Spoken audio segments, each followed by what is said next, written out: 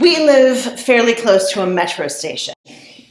Now, because LA is a largely personal automotive town, this is usually a totally uneventful convenience. However, as it is the metro station where the Expo and the K lines converge, and one of the last large public parking structures en route to the major stadiums and concert venues, on shows and competition days, you can see quite an uptick in ridership, which makes for some spectacular people viewing. For years, we have delighted in observing painted, chanting, often tipsy fans stumble and sing their way onto the trains in giddy excitement, and later stumble off again in joy or melancholy.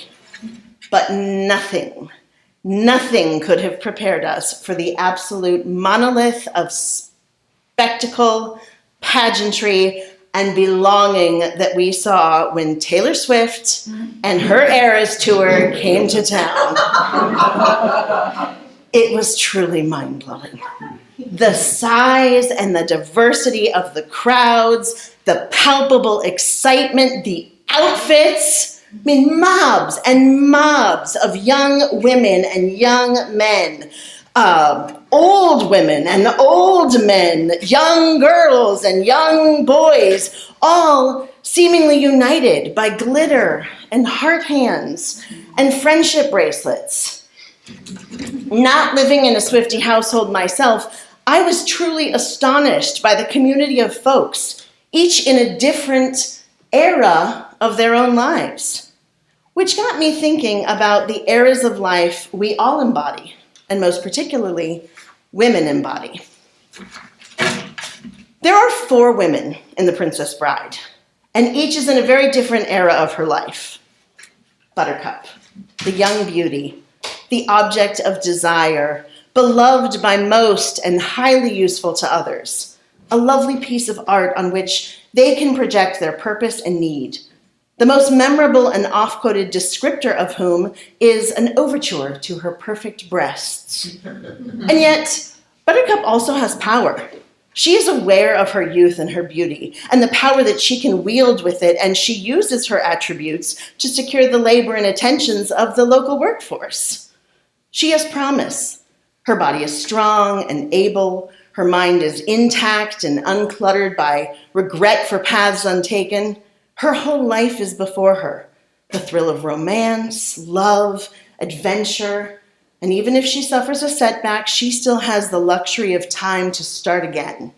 She's in her options era.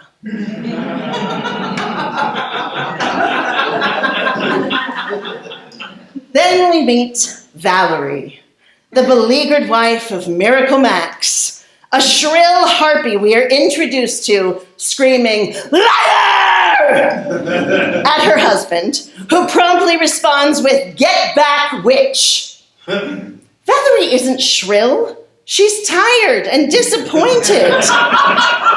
She's watching her husband, the man she has devoted her love and her life to, spin into the hermitage of midlife crisis. She has spent a lifetime building this man up, nurturing his dreams, his talents, his passions, his potions, probably at the expense of hers.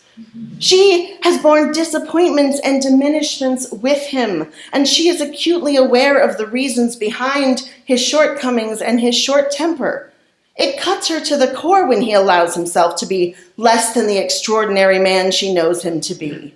He is her best friend, her sparring partner, her lover, the one who alternately makes her laugh until she cries and cry until all she can do is laugh, all of which can be summed up in her perfect response. "I'm not a witch, I'm your wife." She is in her Edith Bunker era. Next, the queen, the reigning matriarch. Now, this is for posterity, so be honest. Did you even remember she was in it?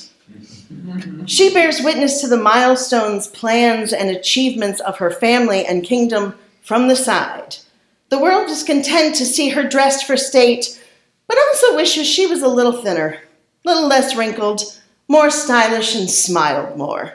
It does not matter that she is an expert in law and foreign policy, They do not wish to hear her opinions because this story is not about her. She will be blamed for the cruelty of her son, the bad personal decisions of her husband, and if the country goes to war because she may be the queen, but more importantly, she is the wife and mother. With her one line, she serenely calls out how weird and illegitimate Prince Humperdinck's wedding is before she is promptly ignored. She is in her Hillary Rodham Clinton era. And finally, boo, filth, putrescence, boo. The ancient booer. Yes, that is her actual name. A literal nightmare. A wise and worn ancestor screaming into the wind that the emperor has no clothes. A harbinger of truth, steering towards morality and sagacity, and because changing course and doing the right thing is hard, she is a dirty old hag. She's in her Cassandra era. Each character not only inhabits a specific place in the Princess Bride's narrative, but also in the larger female journey and psyche. I see these women across the dinner table, at work, in the school carpool line, in Target. I am these women. As my 15-year-old with her long blonde hair and her big blue eyes goes out for her run, I imagine Buttercup.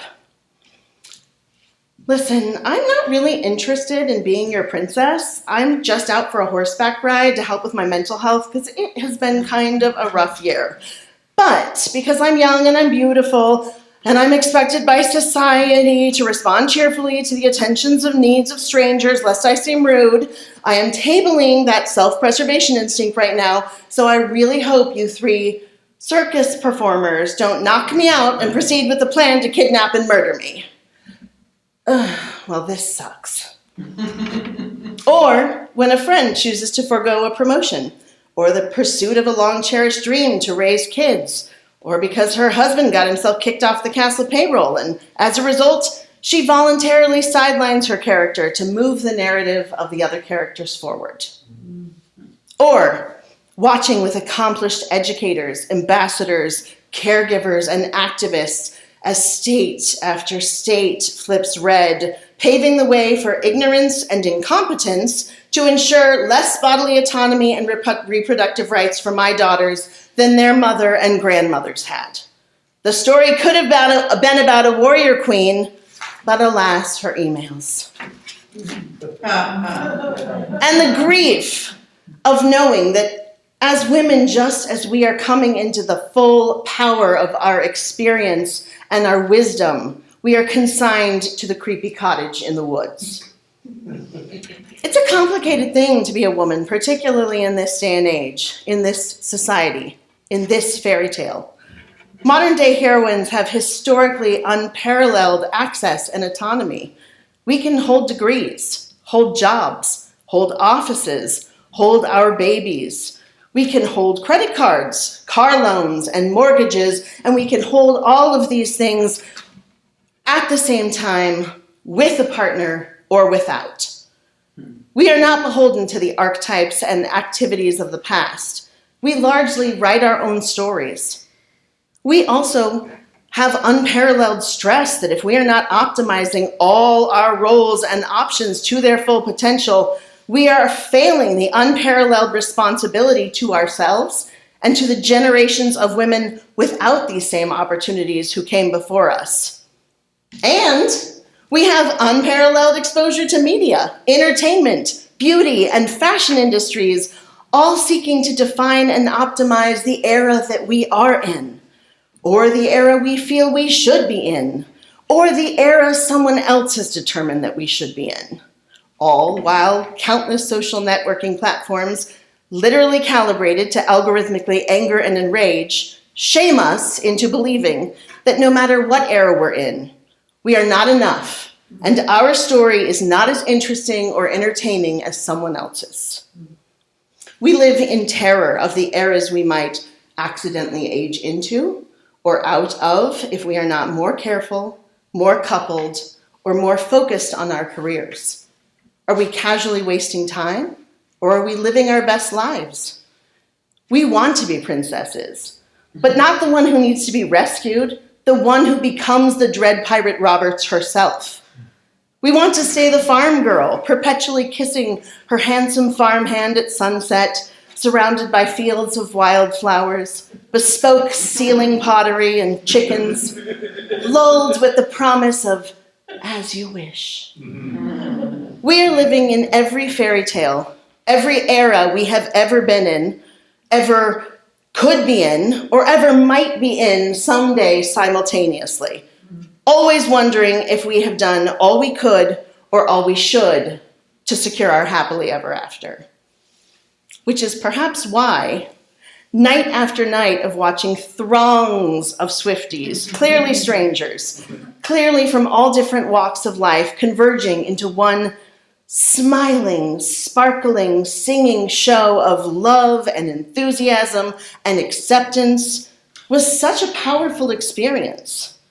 Many eras coming together, united in the common experience of bearing witness to and celebrating a woman's evolving and complicated story through each of her eras.